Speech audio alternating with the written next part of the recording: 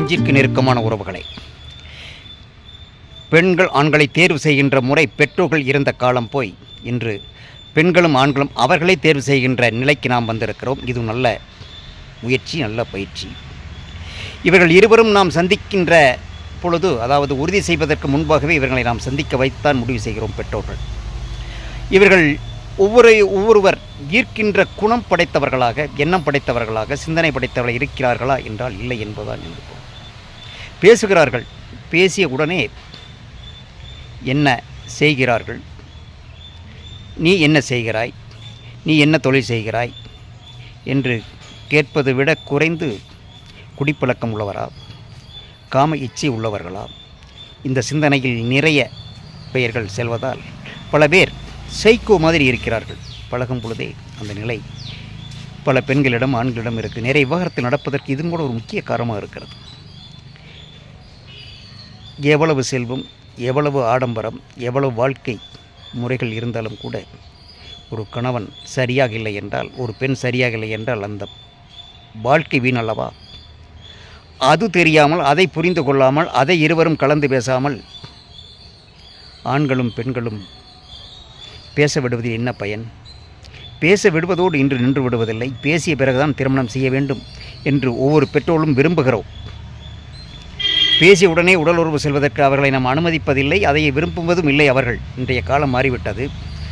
மனதார பேசுகிறார்கள். பேசும் பொழுதே தண்ணி அடிக்கின்ற பழக்கம் வந்துவிடுகிறது. தனியாக செல்லும் பொழுது ஆண்கள் அதை விரும்பினால் கூட பெண்கள் அதை விரும்புவதில்லை. கொங்கு சமுதாயத்தில் அந்த பழக்கம் இருக்கிறது. கொங்கு குடியில் குடிக்கின்ற வீட்டுக்கே பெண் கொடுப்பதை வேண்டாம் என்று சொல்கின்ற நிறைய ஆண்களை நான் வருந்திடும் வரத்தில் பார்த்திருக்கிறேன். நம்முடைய வருந்திடும் வரத்தில் கூட பயோகிராஃபி ஒன்று வைத்திருக்கிறோம். உங்களுடைய நிலைகளை எழுத பெண்கள் எழுதுகிற அளவுக்கு ஆண்கள் எழுதவில்லை என்பது எனக்கு வருத்தமான செய்தி. ஆமுறவுகள், ஒவ்வொரு பெண்களும் ஆண்களை ஈர்க்கின்ற உணர்வுகள் உள்ளவர்களாக திருமணத்திற்கு முன்பாக அவர்கள் பேசும் பொழுது அந்த எண்ணங்களை, அந்த சிந்தனைகளை வெளிப்படுத்த வேண்டும். ஆண்களும் அப்படித்தான்.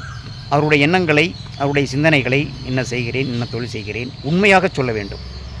அவன் எதிர்பார்ப்புகளை சொல்ல வேண்டும், அவன் எண்ணங்களை சொல்ல வேண்டும். அப்பொழுதுதான் ஆண்களும் பெண்களும் திருமணம் செய்வதற்கு முன்பாகவே அவளை புரிந்து கொள்கின்ற ஆற்றல் வரும். திருமணம் என்பது விவாகரத்து இன்று நிறைய நடக்கின்றன.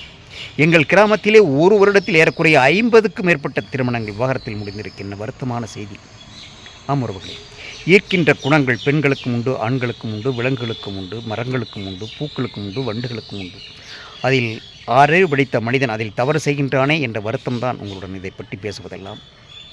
ஆமுறவுகளே, ஈர்க்கின்ற ஆற்றல், ஈர்க்கின்ற எண்ணம், ஈர்க்கின்ற சிந்தனை இருந்தாலும் கூட அதை பயன்படுத்துகிற திறன் இருந்தால் மட்டுமே திருமணங்கள் வெற்றியில் முடியும்.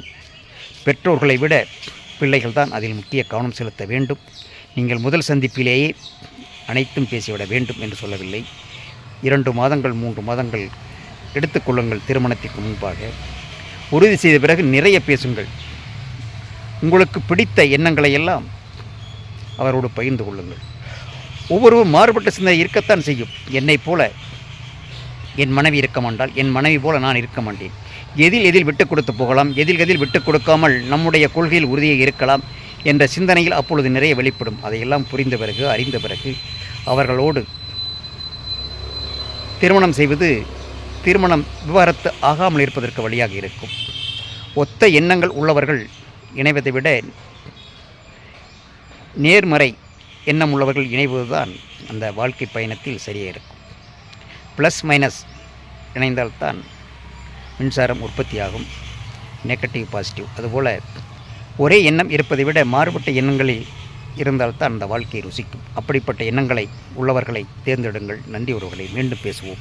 ஈர்ப்பது எப்படி என்பது நிறைய இருக்கின்றன உளவியல் ரீதியாக. அதை உங்களுடன் பேசுவதில், பகிர்ந்து கொள்வதில் நான் பெருமை கொள்கின்றேன். மீண்டும் பேசுவோம். நன்றி உறவுகளை.